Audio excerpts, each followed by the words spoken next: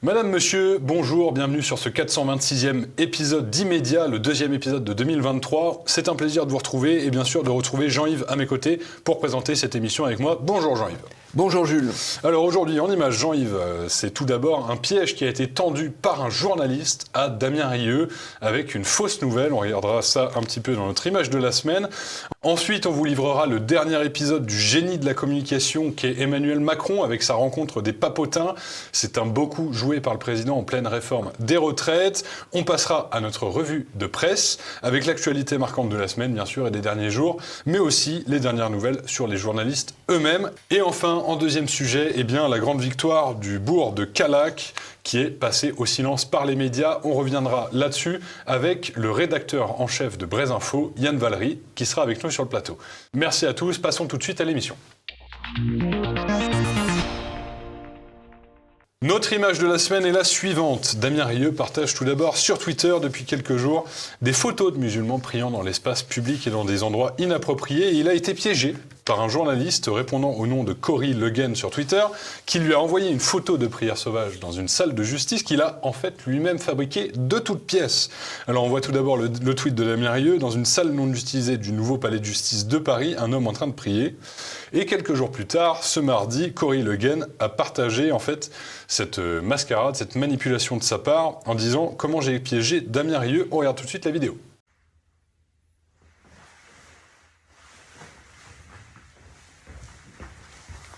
Salut Damien, je suis Cory, je suis blanc, breton, catholique et aussi journaliste. Et je voulais démontrer à partir de cette petite vidéo que tu te fous bien de notre gueule. Voilà, désolé, mille excuses à tous nos compatriotes musulmanes et musulmans. Cette manipulation a reçu de nombreux commentaires positifs de la part des internautes pour cause plus de 10 millions de vues pour cette vidéo et quasiment 100 000 cœurs qui montrent l'approbation sur Twitter et des commentaires assez élogieux de la part de personnalités publiques parfois. Carlos Martins Bilongo dit « J'adore ». Abdellah Boulma, un reporter spécialisé dans le sport et le football, lui a commenté avec un emoji de couronne pour montrer que Cory Leguen était un roi. Et je vous montre maintenant l'échange entre Cory Leguen et Damien Rieu sur Twitter. C'est ce journaliste, Cory Leguen, donc, qui approche Damien et lui dit « Je suis au tribunal judiciaire de Paris, je suis journaliste et je couvre certaines audiences. Je me suis trompé de salle il y a quelques minutes et regarde sur quoi je suis tombé en pleine salle. » Jean-Yves, on a là affaire à une grosse désinformation de la part d'un journaliste du système. Voilà, alors il y a deux choses. Damien Rieu, qui est extrêmement vigilant et qui publie énormément d'informations vérifiées, là, est un peu tombé dans le piège. C'est le risque quand on fait beaucoup d'opérations. De temps en temps, il peut arriver un accident. Voilà. Bon. Ce qui est quand même à dire, c'est que là, un certain nombre de journalistes des médias du système approuvent ce qui est une manipulation, alors que la charte de Munich interdit, la charte de Munich qui règle la déontologie des journalistes, enfin, je vous vois sourire quand je dis déontologie des journalistes, interdit ce genre de choses. Alors, il faut dire que le personnage est assez habitué, ce Cory Leguen, c'est un mythomane qui s'est fait passer pour un proche des Macron, qui est allé faire une opération plus ou moins bidon pour les Rohingyas, vous savez, les extrémistes musulmans qui opèrent contre le gouvernement birman. Bon, voilà. Il a aussi créé un pseudo-compte de syndicat de détenus. Donc, c'est un fabricant c'est un mythomane, fabricant de fausses nouvelles. Voilà. Il faut le mettre au banc, en quelque sorte, de la société médiatique. Ce qui est assez intéressant avec cette affaire, c'est que ce Cory Leguen avait été en fait désavoué complètement par Libération et par Street News, pour lequel il faisait des piges à l'occasion, puisqu'il s'était rendu compte que ces condamnations judiciaires, qui jusque-là ne leur posaient pas franchement de problème vu leur appartenance idéologique, concernaient des habitudes de mythomanes et d'escrocs. Et donc, il a été interdit de faire des piges à Street Press. Et il a déjà été fact-checké par Check News eux-mêmes. Voilà. Ce qui est assez gratiné. Et tout ça, c'est difficile de retrouver ces informations puisqu'il a fait changer son nom de tous les articles dans lesquels il apparaissait. Et c'est des internautes un petit peu proches de la sphère de Damien Rieu qui ont mené à bien cette opération. Donc, on les remercie. Et on passe tout de suite à notre premier sujet, qui est un génie de communication, Emmanuel Macron chez les Papotins. Un dernier mot, Jean-Yves, peut-être. Oui, cette opération de décryptage de ce pseudo Cory Le Guen, pseudo, puisqu'il y a beaucoup de pseudo dans le personnage. Voilà. Exactement, merci beaucoup. On passe tout de suite au premier sujet. Alors Emmanuel Macron, comme Jacques Chirac et Nicolas Sarkozy avant lui, a décidé de se prêter au jeu de la rencontre des Papotins, qui est une émission de télé sur le format d'une interview de 30 minutes.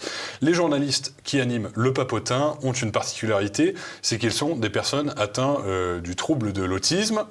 Et l'occasion, c'était pour le chef de l'État de se faire briller dans ce qu'il sait faire de mieux, si je puis dire, c'est communiquer. Et on va regarder quelques extraits de cette émission très intéressante. Adrien, tu préfères que je la lise ? Oh oui, un peu, c'est mieux. Tenez.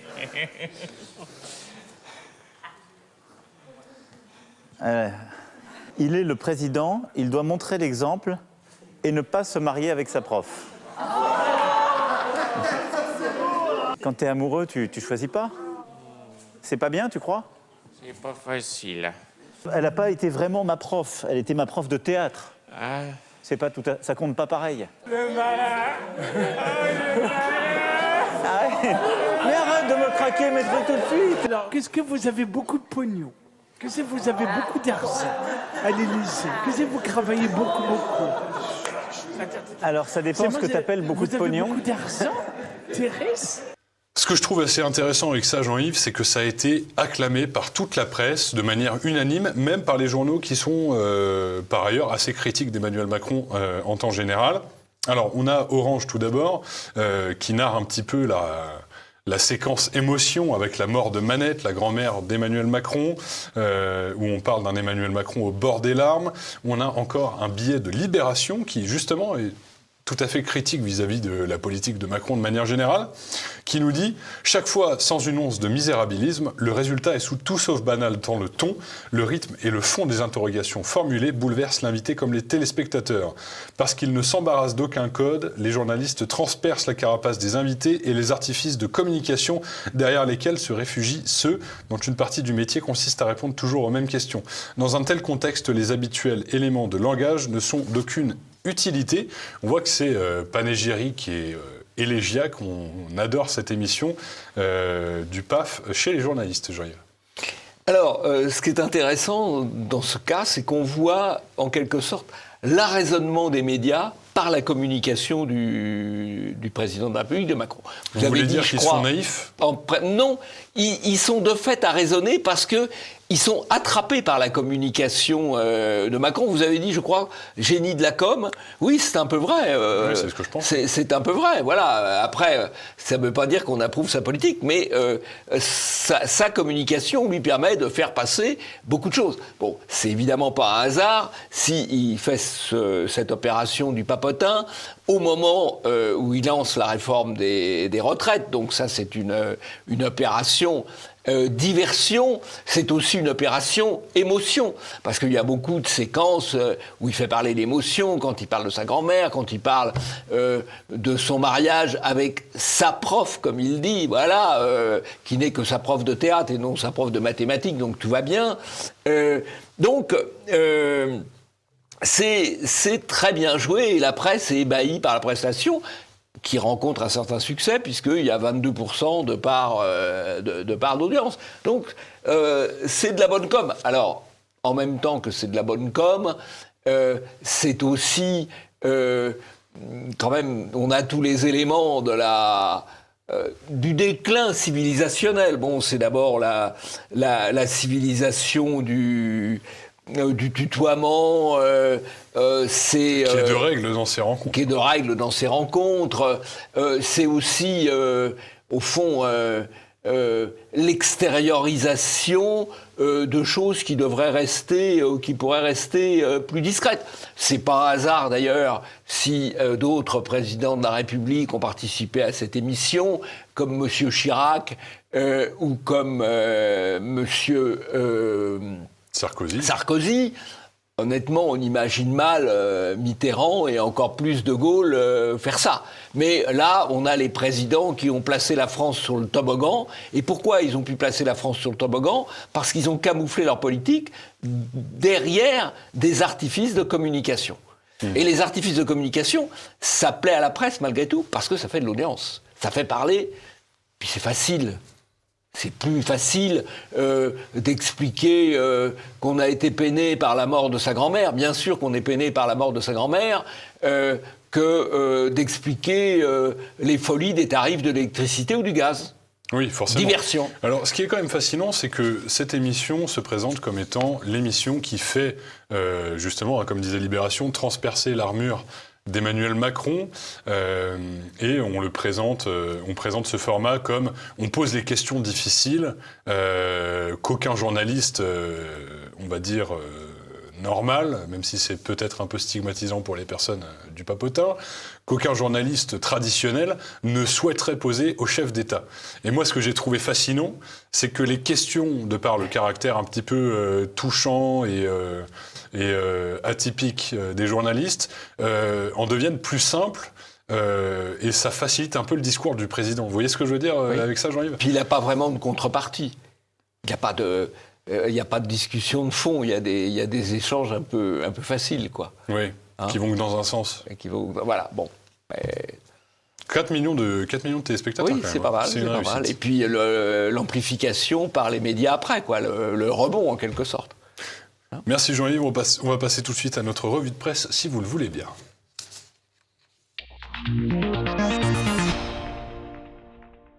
Commençons tout d'abord cette revue de presse avec ce qui a été le plus évoqué dans la presse cette semaine, et ce serait sans doute l'affaire Le Graët, président de la Fédération française de football, qui a été limogé.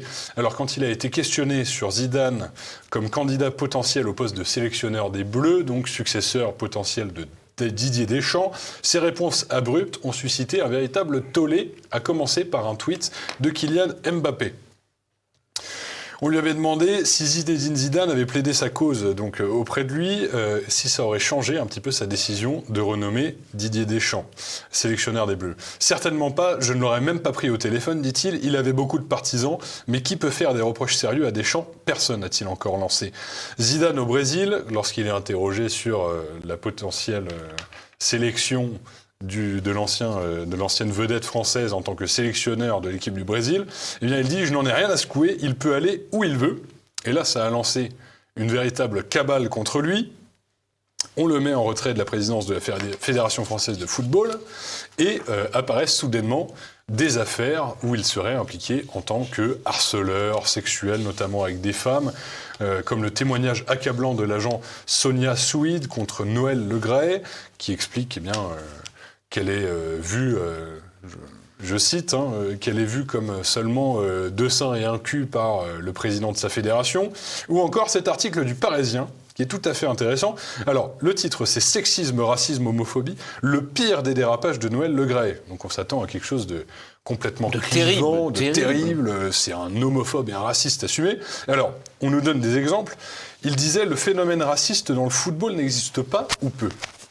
Ou encore... Lorsqu'il est interrogé sur la sélection féminine de l'équipe de France, qui se prend un petit peu le chou entre la sélectionneuse et certaines joueuses, aucun match perdu, voilà ce que je retiens de leur bilan, donc elles peuvent se tirer les cheveux, ça m'est égal. Alors là, on est vraiment au pinacle du racisme et du sexisme, Jean-Yves. C'est-à-dire, là, dans un cas, c'est un fait. Quand un joueur black, comme il dit, marque un but, il est applaudi par tout le monde, donc il n'y a pas vraiment de racisme, ce point de vue-là. Et dans l'autre cas, l'expression « crêpage au chignon » est une très vieille expression. Comme pour un homme, on pourrait dire « s'attraper par la barbe », par exemple. Voilà. Donc on censure. On censure tout un héritage culturel. Et on assiste là à une mise au bûcher, une lapidation médiatique extrêmement rapide, puisque en 24 heures, 48 heures peut-être, le comité exécutif de la Fédération de football se réunit et il débarque. À la demande de la ministre des Sports. À la demande de la ministre des Sports elle-même agitée par la tempête médiatique et Sam Mbappé, voilà. Hein, donc c'est fou. Hein, oui. C'est fou. Et ça peut vraiment... ça peut arriver absolument à tout le monde. Hein. Bah là, on est dans le lynchage. On est dans le lynchage. L'article de Polémien, votre fondation, parle d'un exemple de lapidation médiatique, et je vais vous en lire un extrait. Le malaise vient du traitement médiatique. La mise au bûcher avec des politiques qui jettent du bois pour attiser le brasier contre l'hérétique est gênante. On ne peut plus rien dire contre une idole du foot, pas plus que sur les femmes ou les handicapés. Vous êtes d'accord avec ça, Jean-Yves ? Bah, je suis d'accord. Oui, je suis d'accord avec ça. Et je crois même que si on prend la formule, on ne peut même plus regarder les femmes, puisqu'apparemment, celle qui lui reproche le témoignage accablant d'une femme, c'est qu'en gros, il l'a regardée peut-être de manière un peu insistante. Ouais, c'est fou, oui, quoi. On fabrique un petit peu la polémique. Alors, j'aimerais revenir avec vous sur les événements de la gare du Nord, l'agression par arme blanche de plusieurs personnes dans la gare du Nord hier matin, donc mercredi. Il s'avère que c'était un Libyen ciblé par une obligation de quitter le territoire français qui a sévi en plein cœur de la gare du Nord dans le 10e. Les médias sont affreusement silencieux, je trouve, sur ce que pourrait être à la fois ses origines et ses motivations. Je vous mets un article de La Dépêche là, qui illustre bien ce qu'on écrivait à 9h du matin, donc à peu près 2 heures après les faits. Un homme poignarde plusieurs personnes à Gare du Nord à Paris avant d'être interpellé. 6 blessés, l'hypothèse terroriste écartée. Et après, on nous dit « Aucun élément ne permettait à 9h d'évoquer une attaque terroriste. Selon une source proche du dossier, l'hypothèse terroriste n'est pas privilégiée, entre guillemets, pour une raison qui n'a pas encore été déterminée. L'homme a blessé plusieurs personnes avec une arme blanche. » Et à la même heure, un article de Valeurs Actuelles qui est beaucoup plus fourni en détail, on va dire. « L'assaillant libyen de la gare du Nord était sous OQTF et aurait crié « Allah Akbar ». Donc on a vraiment... là, on ne peut pas appliquer à La Dépêche et en fait à tout un tas d'autres médias qui ont titré de la même manière, on ne peut pas leur prêter finalement l'excuse de « ils ne savaient pas, c'était trop tôt dans l'enquête » alors qu'on publiait l'article de Valeurs Actuelles à peu près à la même heure. Voilà, alors effectivement, quelqu'un qui poignarde au nom de Allah Akbar, c'est sûr qu'on ne peut pas évoquer l'hypothèse terroriste, c'est pas possible, quoi. Alors, ce qui est assez intéressant quand même, c'est que la désinformation-minoration est en 2 temps. C'est-à-dire le parquet, aux ordres du pouvoir, hein, le parquet c'est le pouvoir, c'est le ministre de la Justice, dit l'hypothèse terroriste n'est pas privilégiée. N'est pas privilégiée. Bon, c'est vrai qu'au début d'un événement, on ne peut qu'envisager des hypothèses différentes. Mais là, on dit n'est pas privilégiée. Et le titre de La Dépêche dit écarté. Oui. Comme si on pouvait écarter une hypothèse 1 heure après les faits. Hein, voilà. Et donc, vous voyez, on dit c'est pas privilégié, ce qui est une manière de minorer, et 2, le média traduit dans le titre écarté. Voilà. Oui, qui va encore plus dans le sens... voilà. Dans le sens du politiquement correct, en l'occurrence. Alors, je vous propose un petit peu d'infos désormais sur les journalistes eux-mêmes. Première chose qui me vient en tête, tout d'abord, l'affront de la rédaction du journal Sud-Ouest face à la nomination d'Anna Cabana au poste d'éditorialiste. C'est la lettre A, une lettre un petit peu confidentielle sur les dessous médiatiques et politiques, qui a publié cette information. Le recrutement par Sud-Ouest d'Anna Cabana comme éditorialiste s'est heurté à l'opposition d'un collectif de femmes journalistes. 161 journalistes ont contesté son processus de recrutement, poussant l'épouse de M. Blanquer à se retirer. Une personne commente, parce qu'elle n'a pas pu avoir accès à l'article, « Il serait intéressant d'avoir les raisons de cette fronde, car si celle-ci se résume à son alliance, c'est quand même inquiétant. » Ce à quoi le journaliste répond, « C'est d'abord lié à son processus de recrutement. Il n'y a pas eu d'annonce en interne pour pourvoir ce poste d'éditorialiste. Le poste devait être accordé à une femme, mais les journalistes femmes de Sud-Ouest n'ont pas pu candidater, ce qui envoie un mauvais signal selon leurs lettres. » Voilà une information intéressante. Alors, il y a deux éléments à prendre en compte. D'abord, la politique de la presse régionale. La politique de la presse régionale, c'est généralement d'avoir comme éditorialiste un journaliste connu dont les textes vont être repris éventuellement sur les télévisions, en tout cas sur les radios qui vont être repris dans les revues de presse. Donc pour être repris dans la revue de presse, la tendance c'est de recourir à des gens connus. Voilà. Ce qui est en l'occurrence le cas d'Anna Cabana. L'épouse de Jean-Michel Blanquer. Oui, mais enfin l'épouse de Jean-Michel Blanquer, c'est une situation actuelle, mais elle existe sous le nom d'Anna Cabana, tout à fait indépendamment de Blanquer. Donc c'est un petit peu, j'oserais dire, machiste de la ramener ou de la résumer à Jean-Michel Blanquer. L'émission prend un tournant intéressant. Voilà. Je ne pensais pas qu'on en viendrait à défendre Anna Cabana. Voilà. Bon, alors Anna Cabana, bien sûr, c'est le politiquement correct, mais on comprend que Sud-Ouest préfère avoir une éditorialiste connue, tout simplement. Voilà. Bon. Alors, ce qui est assez amusant, c'est qu'on dit il faut une femme, quoi. Voilà. Oui. Bon, donc ça c'est un C'est premier critère déjà, discriminatoire. Qui peut peut-être, en l'occurrence, se comprendre pour les besoins d'une émission. Peut-être que. Bref, pourquoi pas, hein, pourquoi pas.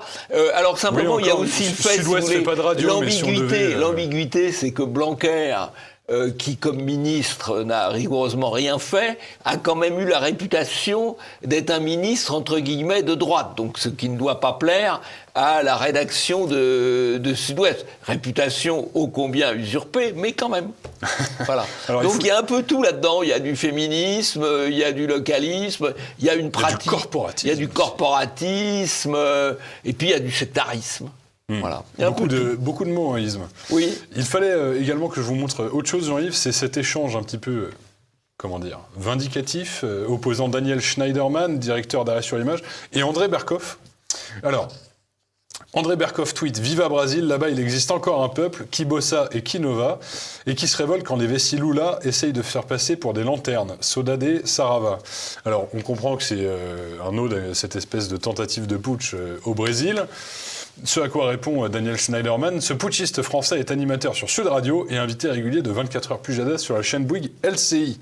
André Berkoff répond, avec sa gouaille dont il a l'habitude, se faire traiter de putschiste par un petit charognard de la désinformation est une volupté de fin gourmet. C'est quand même assez cocasse comme situation. Oui, alors, deux choses. Sur le fond du Brésil, il faut quand même comprendre que le problème qui s'est posé pour les élections brésiliennes, comme pour les élections américaines d'ailleurs, c'est le soupçon, le fort fumet de fraude électorale en faveur de Biden aux États-Unis, en faveur de Lula au Brésil. Et si ce soupçon est aussi fort, c'est à cause des votes électroniques qui ne permettent pas le contrôle par les électeurs. Voilà. Et donc, à partir de là, y a un élément, le vote électronique supprime la confiance de l'électeur. Et ça, c'est extrêmement grave. Il faut donc comprendre les réactions, aussi bien des électeurs trumpistes que des électeurs de Bolsonaro, qui ont l'impression, à tort ou à raison peut-être, de s'être fait voler l'élection.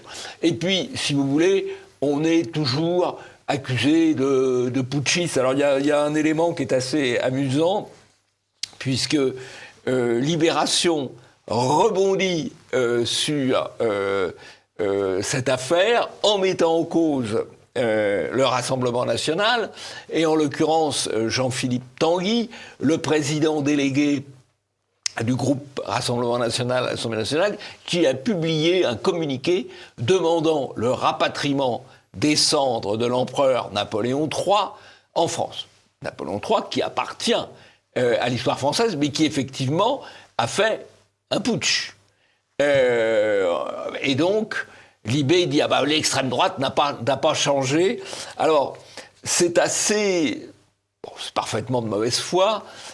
C'est tout de même assez intéressant, puisque Jean-Philippe Tanguy est un des principaux artisans de la politique de dédiabolisation du Rassemblement national. C'est la raison pour laquelle il était partisan que le groupe vote pour la constitutionnalisation de l'avortement. Donc il est en pointe dans l'opération de dédiabolisation.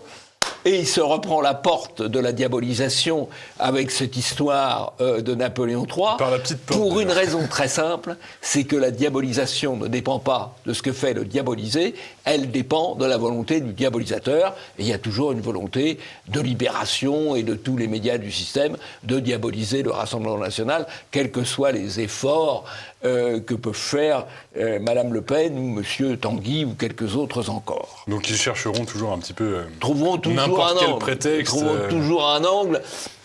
Alors c'est assez amusant parce que Là, l'histoire c'est de la Napoléon comparaison III... entre Napoléon III et Bolsonaro. Oui, c'est génial. Napoléon III, c'était le grand homme de Philippe Seguin, et comme Philippe Seguin est le grand homme de Jean-Philippe Tanguy, on voit l'enchaînement. Philippe Seguin n'était quand même pas un facho, quoi. Hein, mais il admirait Napoléon III. Alors après, on pourrait discuter du bilan de Napoléon III, c'est une autre affaire. Oui, c'est un peu... Ça relève de l'émission d'histoire. Voilà. Autre nouvelle, Jean-Yves, le feuilleton Twitter que nous avons amplement mentionné et traité dans cette émission n'est pas terminé. Une image tout d'abord, la rencontre entre Elon Musk et notre ministre du numérique, Jean-Noël Barrot, qui dit au siège de Twitter, Elon Musk m'a confirmé son intention de se conformer aux règles européennes et ses engagements sur la modération des contenus, la lutte contre la désinformation et la protection de l'enfance dans la droite ligne de son échange avec Emmanuel Macron. On voit un petit peu le côté récup qu'avait pu faire Thierry Breton au moment du rachat de Twitter, pareil en rencontrant Elon Musk chez lui. Et on a, par exemple, là, un podcast qui a été transcrit en article sur France Info avec Rudi Reichstadt et Tristan Mendes France, donc le gratin des fact-checkers, des vérificateurs de faits. Respect. Elon Musk et Twitter vers plus d'extrémisme et de complotisme sur le réseau social. Depuis sa prise de pouvoir de Twitter, Elon Musk multiplie les clins d'œil à la culture conspirationniste sur le réseau social, mais pas seulement. 3 mois après son rachat, la plateforme a bien changé, ouvrant le champ des possibles à la complosphère. Amnistie générale pour les comptes suspendus. Elon Musk a annoncé fin novembre une amnistie générale pour les comptes suspendus, à condition qu'il n'ait pas enfreint la loi. Preuve que la désinformation tourne à nouveau à plein régime. Une preuve... Oui, bon, ça c'est un point de vue, mais une preuve qui va un petit peu dans ce sens, c'est la réhabilitation cette semaine, le 9 janvier, donc il y a 3 jours, de Tommy Robinson, par exemple, cet activiste britannique, lanceur d'alerte et journaliste, qui a joué un rôle important dans la révélation du viol, vous savez, dans les gangs pakistanais. Les gangs pakistanais qu'on avait traités dans une de nos émissions. Donc d'un côté, on a ce retour de Tommy Robinson, et de l'autre, on a ce retour du complotisme sur Twitter, selon nos vérificateurs de faits en chef. Je crois que les censeurs peuvent encore se rassurer. Il y a encore aujourd'hui de la censure sur Twitter, et pas plus tard qu'il y a 48 heures, Polémia en a été victime. Si vous pouvez lire le tweet, Jules, ça permettra à ceux qui nous écoutent de voir à quel point la liberté d'expression est encore menacée, y compris sur Twitter.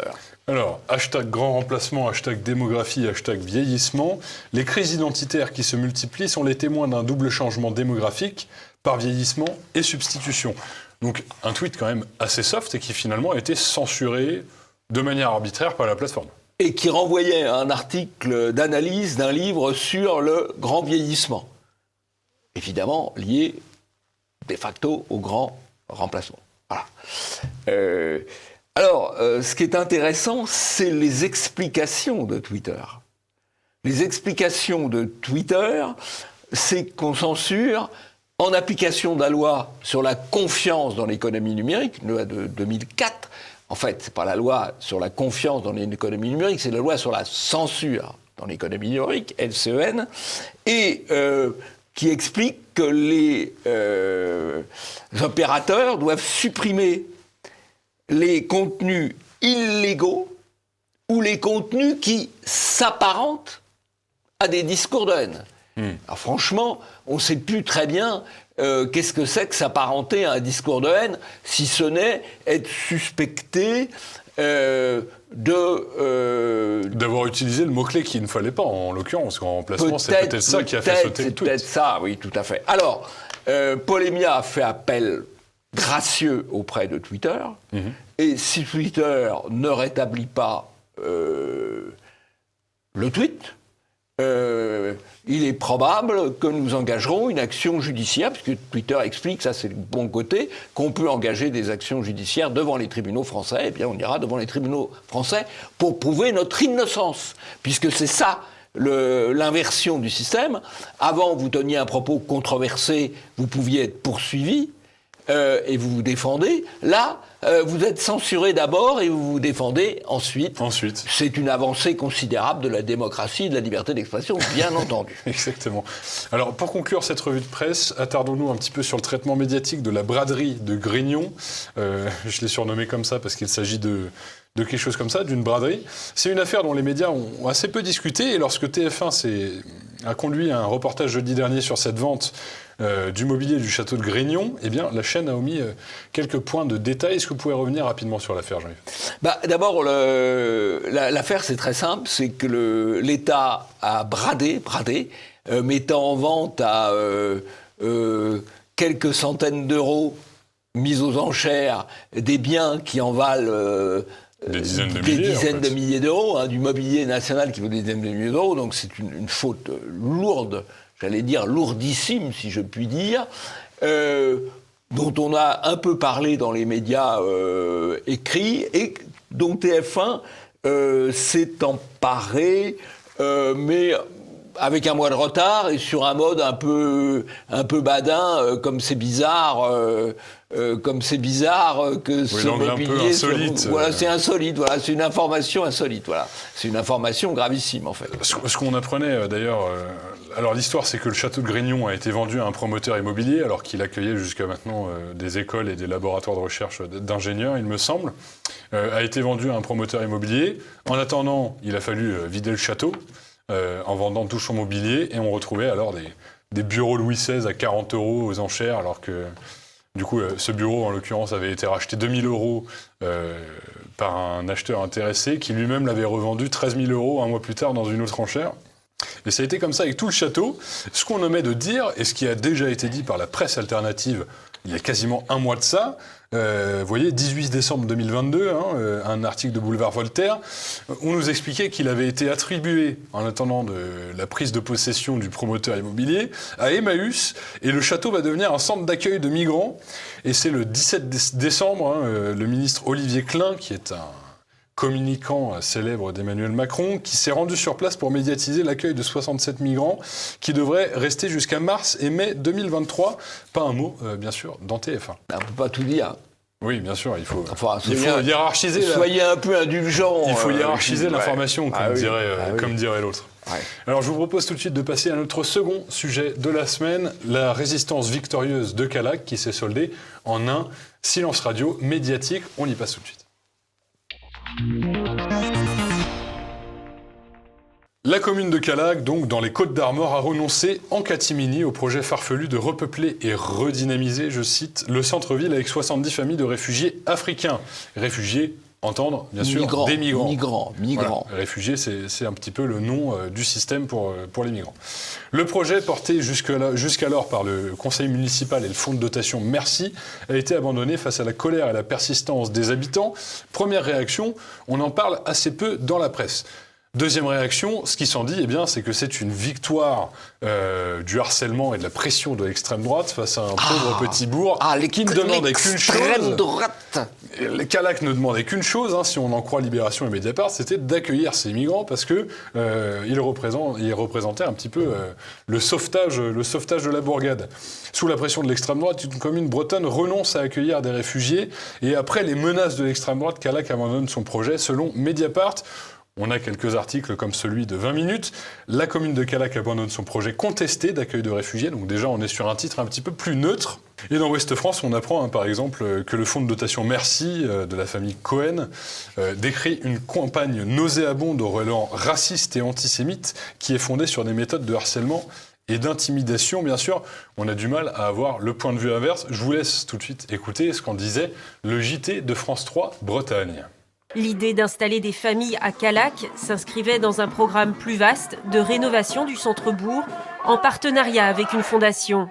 Mais certains élus ont reçu des messages menaçants, 12 plaintes ont été déposées. Le maire a préféré jeter l'éponge. Contacté, il déclare vouloir aussi se prémunir contre d'autres perspectives. Une partie du conseil municipal voulait démissionner. En cas de nouvelles élections, je ne pouvais prendre le risque d'installer l'extrême droite à Callac. Dans ce bar associatif, les clients étaient favorables au projet municipal. Petit commentaire rapide, le ton qui suscite l'émotion. C'est le ton qu'on apprend dans les écoles de journalisme. On apprend à manipuler avec le ton dans les écoles de journalisme. Le contenu, ensuite. Le contenu est presque toujours à charge sur les opposants au projet. Et alors que manifestement, la majorité de la population est contre le projet, puisque le maire dit si je n'avais pas fait ça, si je n'avais pas renoncé, c'est l'extrême droite qui aurait pris la mairie. Qui va-t-on interroger des gens favorables dans un bar associatif. Voilà. Sans en donner le nom. Donc c'est quand même absolument extraordinaire. Donc il y a le biais, évidemment, du micro-trottoir où on passe les gens qui disent ce qu'on a envie d'entendre. Il y a le biais de la présentation partielle des faits. Et il y a le biais du ton. Retenez bien le ton, il est enseigné dans les écoles de journalisme. Alors, ce que je trouve fascinant avec cette histoire également, c'est que, si ce n'est pour les médias alternatifs qui ont mentionné cette affaire et les derniers développements, c'est-à-dire l'abandon du projet par le conseil municipal, on n'aurait pas eu de mise à jour par les médias et par l'AFP qui n'avaient pas daigné faire le déplacement. Non. C'est précisément, là, c'est le mérite des opposants et des médias alternatifs que d'avoir sorti l'affaire, et en particulier Brésinfo. Et nous allons recueillir le témoignage du rédacteur en chef de Brésinfo qui a informé sur cette affaire et qui a donc à jouer indirectement un rôle très important. Yann Valery, rédacteur en chef de Brésinfo, que nous allons retrouver par téléphone tout de suite après la virgule. Alors tout d'abord, merci beaucoup Monsieur Valery d'avoir accepté notre invitation pour Immédiat. J'ai d'ailleurs entendu que vous étiez à côté de Callac, vous vivez pas trop loin de cette commune, donc j'imagine que vous connaissez bien le dossier. Est-ce que vous pouvez nous résumer un petit peu cette affaire et surtout son dénouement très récent ? Oui, effectivement, j'habite à côté de Callac. En fait, il y a quelques mois, en début de l'année 2022, on a été informé donc sur Brésinfo que il y avait un projet qui s'appelait le projet Horizon, qui était un projet d'accueil de plusieurs familles de migrants dans la commune en partenariat avec la municipalité, mais également avec la fondation Merci dirigée par la famille Cohen. Et donc c'était en gros l'accueil de plusieurs familles, le mélange avec il y avait la création d'une maison d'assistante maternelle, une maison des associations aussi, et énormément de moyens et de fonds mis à disposition pour accueillir ces familles. Alors les chiffres ont toujours été un petit peu différents. On a parlé de 70 familles. Je pense que ce chiffre a été un peu trop repris au début parce que 70 familles, ça n'aurait pas paru cohérent par rapport à ce projet-là. Quelques dizaines de familles, oui, un peu plus. Et en fait, si vous voulez, donc les habitants du village, eux, se sont sentis un peu floués parce que on ne les a pas du tout consultés sur la question. Il y a eu une réunion publique bâclée avec les porteurs du projet, quelques notables, et puis c'est tout. Du coup, il y a un comité d'opposition qui s'est monté localement avec des gens de la commune et des alentours. Il y a eu 2 manifestations à laquelle se sont jointes et ont été organisateurs des associations comme Riposte laïque, Reconquête, des mouvements nationalistes bretons aussi, et puis surtout des gens du CRU aussi. Il y a eu des contre-manifestations d'extrême gauche. Enfin, il y a eu des mois et des mois de tensions dans la commune, de tensions lourdes. Surtout dans une petite commune de 2200 habitants, les choses vont peuvent déraper rapidement. Il y a eu des tags, il y a eu des menaces, il y a eu des conflits entre personnes, etc., etc. Et une pression telle qui a fait que et un rapport de force instauré qui a fait que là on vient d'apprendre que le projet allait être annulé parce que, y compris au sein de la majorité municipale, il y avait des personnes qui n'étaient pas toutes d'accord les unes avec les autres, et même le maire, je pense, a compris que ce projet l'avait dépassé et que lui-même ne voulait pas organiser de référendum, mais du coup il s'est retrouvé avec une partie de sa population contre lui, et ça devenait intenable tout simplement de continuer ce projet. Je comprends tout à fait. Et d'ailleurs, ce qu'on entend dans les médias, là, j'ai sous les yeux un article de Libération qui parle de projets échoués à cause de la pression de l'extrême droite. Le journal Mediapart utilise même le terme de menace. Ouais. Qu'est-ce que vous faites un petit peu de ce traitement médiatique, vous, concernant ce dénouement ? En fait, c'est vrai que depuis des mois, ça a été...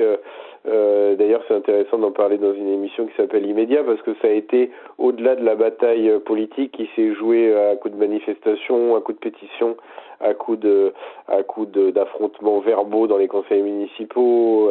Au-delà de ça, il y a eu une véritable bataille médiatique que je pense Braise Info a été le premier média à mener, rejoint par d'autres, et ensuite ça a été une grande bataille collective. Il y a même eu des gens du New York Times, il me semble, qui ont fait un article sur ce qui se passait à Callac. Il y a eu des journaux hollandais, il y a eu des journaux belges. Enfin, c'est vraiment devenu un point de cristallisation.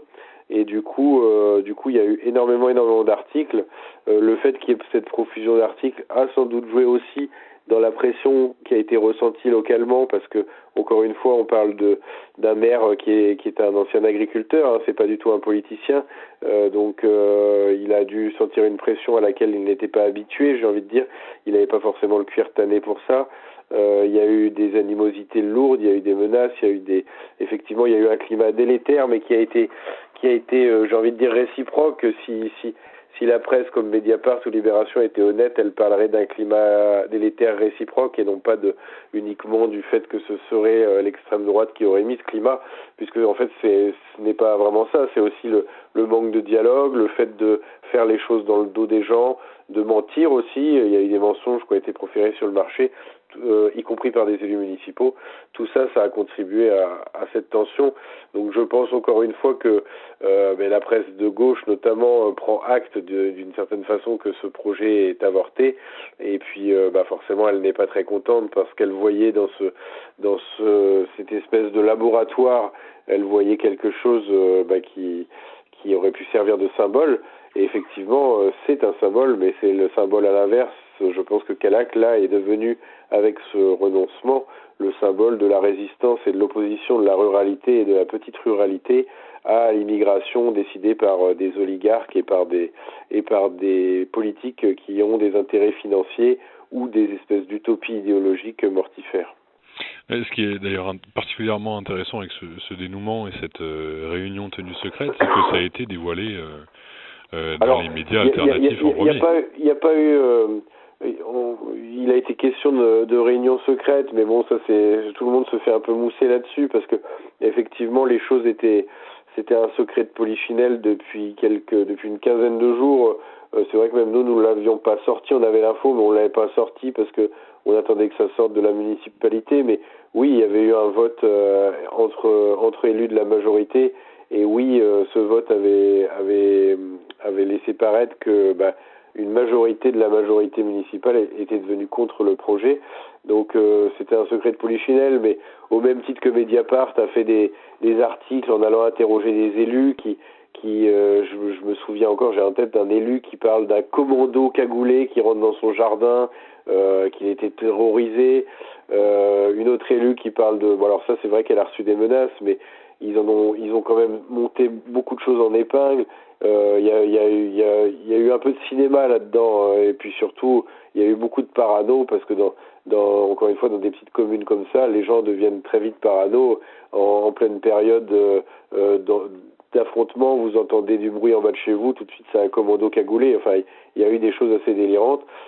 D'accord, donc ça exagère un petit peu des deux côtés. Oui, il y a eu de l'exagération des deux côtés. Il y a eu des réelles menaces. Il y a eu des deux côtés d'ailleurs. Nous à Braise Info, on a été menacés aussi au tout début de ces événements. Il y a eu des réelles menaces des deux côtés. Après, voilà, il y a eu des choses qui ont été montées en épingle. Il faut savoir aussi raison garder. Et encore une fois, j'insiste, beaucoup de gens qui ont vécu de près ces événements n'y étaient pas prêts mentalement. Et donc, quand on n'est pas prêt mentalement à quelque chose, on peut avoir tendance un peu à fabuler ou à monter en épingle des choses, quoi. Très bien, écoutez, je vous remercie beaucoup pour tous ces éclaircissements et merci encore d'avoir accepté de répondre aux questions un petit peu d'immédiat. Mais écoutez, je vous remercie beaucoup et puis j'espère vous retrouver sur nos ondes bientôt. Avec plaisir. Je pense que cet entretien avec Yann Valery, qui était quand même plus proche de Calac que nous l'étions et qui en a beaucoup parlé sur Braise Info, conclut un petit peu notre émission. Est-ce que vous avez un coup de chapeau à adresser à quelqu'un cette semaine? Eh bien oui, j'ai même un triple coup de chapeau. D'abord à Yann Valery. On est gâtés. À Yann Valery, oui. Qui a fait un travail d'information, qui a permis d'abord à ce que le débat soit ouvert dans les médias alternatifs en tout cas, et qui ensuite a contribué à faire circuler aussi l'information sur l'abandon de cette opération. Et puis, mon coup de chapeau s'étendra à deux trotskistes, ou plus exactement à deux anciens trotskistes devenus identitaires, Bernard Jarmin et Pierre Cassan, qui ont été les acteurs de terrain, qui ont fait partie des grands acteurs de terrain pour la mobilisation contre ce projet de colonisation de la Bretagne. Voilà. Vous pensez que la formation d'agite-propre du trotskiste a servi dans cette affaire-là? Ah, je pense, oui. Très bien, bien écoutez, bravo à eux en tout cas. Bravo à eux, merci à vous Jean-Yves pour cette belle émission et puis merci à vous chers spectateurs. Je vous invite comme d'habitude à aimer, commenter, partager cette émission et à vous abonner si ce n'est pas déjà fait, bien sûr. On se retrouve la semaine prochaine pour le 427e épisode, donc à la semaine prochaine. À la semaine prochaine.